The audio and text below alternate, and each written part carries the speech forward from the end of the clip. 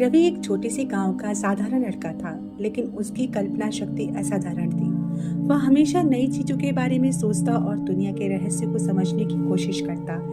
एक दिन जब वह गांव के पास जंगल में घूम रहा था, तो उसे एक पुराना टूटा फूटा दरवाजा दिखा। दरवाजे पर अजीबोगरीब निशान थे, जो उसे पहले कभी नहीं देखे थे।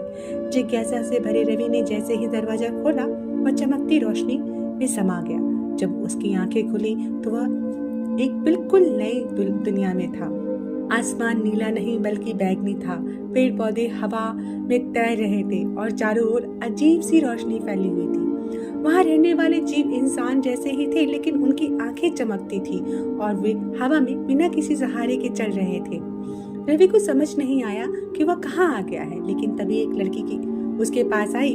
उसका नाम नायरा था। उसने बताया कि यह एक अनदेखी दुनिया है, जहाँ केवल वही लोग आ सकते हैं जो अपने अंदर के डर को जीत सकते हैं।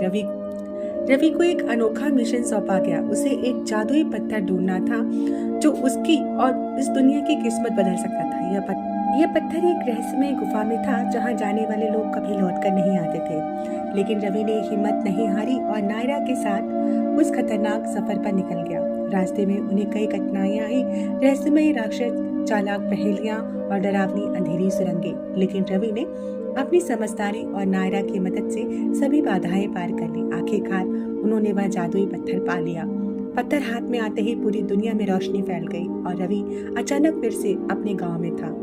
लेकिन इस बार उसकी आंखों में एक नई चमक थी, एक ऐसा रहस्य जिसे केवल वही समझ सकता था जिसने अनदेखी दुनिया देखी हो।